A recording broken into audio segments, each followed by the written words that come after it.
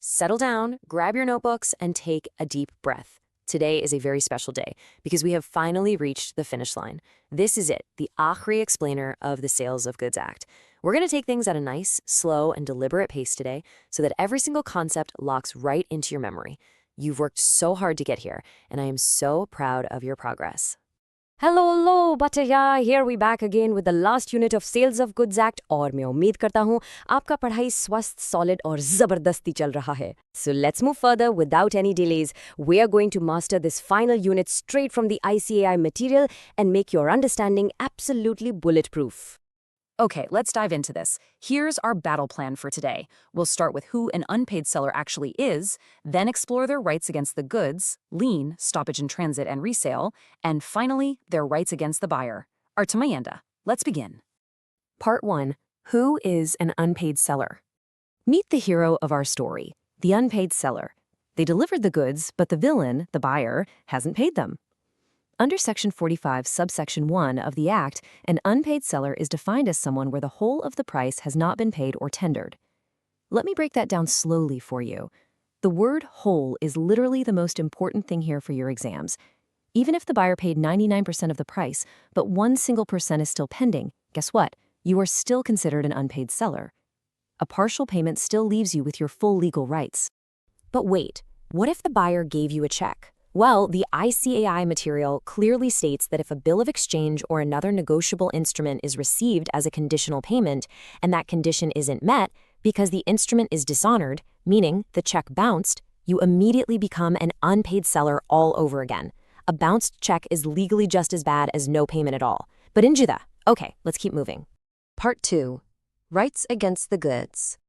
Now that we know who our hero is, what legal powers can they unlock against the actual goods themselves? This brilliantly illustrates the exact ICAI flowchart. It strictly separates the rights an unpaid seller has against the goods, like lien, stoppage in transit, and resale, from the rights they have directly against the buyer. Keep this mental map in your mind. It is your absolute cheat code for structuring your exam answers. Part 3. The right of lien, under Section 47. Think of this power like an anime defensive technique. It's basically a domain expansion where the seller fiercely protects their territory and the goods within it. By definition, a lien is the right to retain possession of the goods until payment or tender of the price. The golden rule you must memorize right now is this: no possession, no lien. You can only cast this defensive barrier on goods that you physically hold in your hands or your warehouse. If you don't have the goods, you cannot use this power. It is a right to retain, not a right to go out and retrieve. So this naturally brings us to a highly critical exam question. If physical possession is the key to this power, when exactly does the seller lose this right of lien? How does the domain expansion break? Here is exactly what breaks the barrier, strictly according to the ICAI points. First, if you deliver the goods to a carrier, like a railway or shipping company, and you do not reserve the right of disposal, your lien is gone. Second, if the buyer or their agent lawfully obtains possession, it's over. Third, if the seller voluntarily waives the right. And fourth, by estoppel, which just means the seller conducts themselves in a way that leads third parties to believe the lien doesn't exist anymore. Remember these 4 specific terminators for your exam. Part 4. Stoppage in transit, sections 50 through 52. Let's move to the next concept and see how this builds. What happens if the seller has already lost their lien by giving the goods to a carrier? Think of this as a ninja interception technique, like the flying Raijin. The seller reaches out across space to grab the goods back while they're on the move. To execute this, 4 exact conditions must be met in a specific chronological sequence. 1. The seller must be unpaid. 2. They delivered the goods to a carrier, meaning they lost their lien. 3. And this is the absolute trigger. The buyer becomes insolvent. 4. The goods are still in the course of transit. Manasila. Make sure you really understand this logical sequence. Let's contrast these 2 powers very clearly, because this is a huge favorite for examiners to test your conceptual clarity. With lien, the seller currently has physical possession of the goods. They are holding the shield. But with stoppage in transit, the seller has already parted with possession. They threw the shield away, but because the buyer went insolvent, they're throwing a rope to pull it back while it's still in the air. One retains, the other regains. Part 5. The right of resale, under Section 54. Just holding on to the goods isn't enough, right? The seller needs cash.